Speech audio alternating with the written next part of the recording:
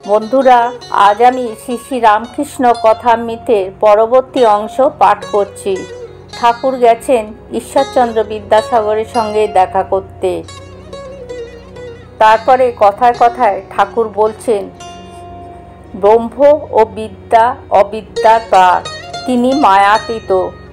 এই জগতে বিদ্যা মায়া অবিদ্যা মায়া দুই আছে। জ্ঞান ভক্তি আছে, আবার কামিনী কাঞ্চনও আছে। সৎ আছে, আবার অসৎ আছে। ভালো আছে, আবার মন্দ আছে। কিন্তু ব্রহ্ম নির্লিপ্ত। ভালো মন্দ জীবের পক্ষে, সৎ অসৎ জীবের পক্ষে। তার ওতে কিছু হয় না।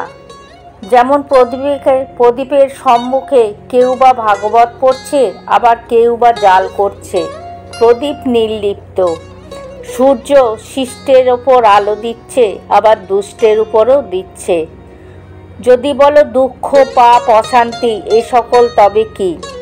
তার উত্তর এই যে ওসব জীবের পক্ষে। ব্রহ্ম নির্লিপ্ত। সাপের ভিতর বিষ আছে, অন্যকে কামড়ালে মরে যায়, কিন্তু সাপের কিছু হয় না।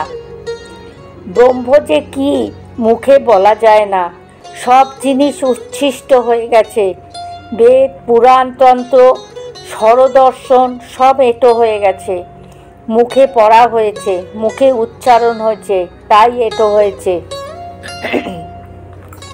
কিন্তু একটি জিনিস কেবল উচ্ছিষ্ট হয় নাই, সেই জিনিসটি হলো ব্রহ্ম। ব্রহ্ম যে কি আজ পর্যন্ত কেউ মুখে বলতে পারে না। বিদ্যাসাগর বলছেন, এটি তো বেশ কথা, আজ একটি নতুন কথা শিখলাম। শ্রীরামকৃষ্ণ বলছেন, এক বাপের দুটি ছেলে ব্রহ্মবিদ্যা শেখবার জন্য ছেলে দুটিকে বাপ আচার্যের হাতে দিলেন। কয়েক বছর পরে তারা গুরুগৃহে থেকে ফিরে এলো। এসে বাপকে প্রণাম করলে। বাপের ইচ্ছা দেখেন এদের ব্রহ্মজ্ঞান কীরূপ হয়েছে। বড় ছেলেকে জিজ্ঞাসা করলে, বাপ তুমি তো সব পড়েছ, ব্রহ্ম কীরূপ বলো দেখি।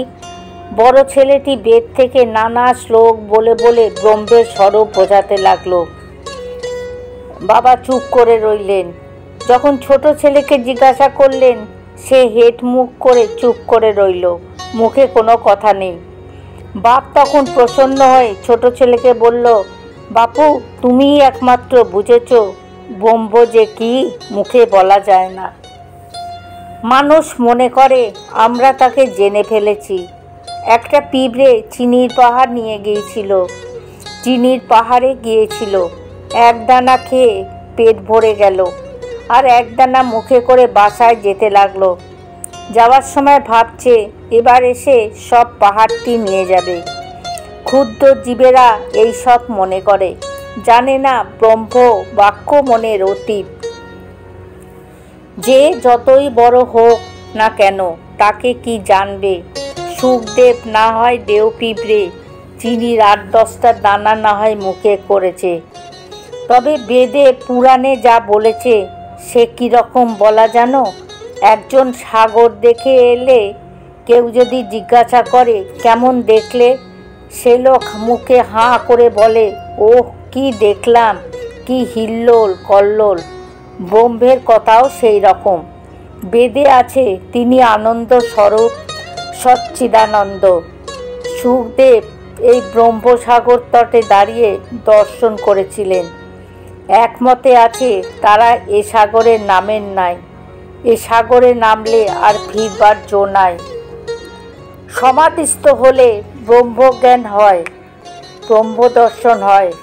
সেই অবস্থায় বিচার একেবারে বন্ধ হয়ে যায়, মানুষ চুপ হয়ে যায়। ব্রহ্ম কি বস্তু মুখে বলবার শক্তি থাকে না। নুনের পুতুল সমুদ্র মাপতে গেছিল, কত গভীর জল তাই খবর নেবে। খবর আর দেয়া হলো না। যেই নামলো অমনি গলে গেল, কে আর খবর দেবে। একজন প্রশ্ন করল, সমাধিস্থ ব্যক্তি যাহার ব্রহ্মজ্ঞান হয়েছে তিনি কি আর কথা কন না? ঠাকুর বলছেন, শঙ্করাচার্য লোকশিক্ষা দেবার জন্য বিদ্যারামী রেখেছিলেন। ব্রহ্মদর্শন হলে মানুষ চুপ হয়ে যায়। যতক্ষণ দর্শন না হয় ততক্ষণ বিচার, ঘি কাঁচা যতক্ষণ থাকে ততক্ষণই কলকলানি।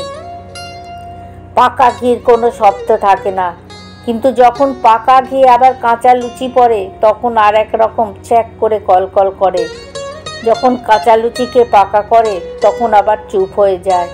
তেমনি সমাধিস্থ পুরুষ লোক শিক্ষা দেবার জন্য আবার নেমে আসে, আবার কথা কয়। যতক্ষণ মৌমাছি ফুলে না বসে ততক্ষণ ভন ভন করে, ফুলে বসে মধু পান করতে আরম্ভ করলে চুপ হয়ে যায়। মধু পান করবার পর মাতাল হয়ে আবার কখনো কখনো গুনগুন করে। পুকুরে কলসিতে জল ভরবার সময় ভক ভক শব্দ হয়, পূর্ণ হয়ে গেলে আর শব্দ হয় না। তবে আর এক কলসিতে যদি ঢালা হয় তখন আবার শব্দ হয়। বন্ধুরা, আজ আমি এখানেই পাঠ শেষ করছি। জয় ঠাকুর, জয়।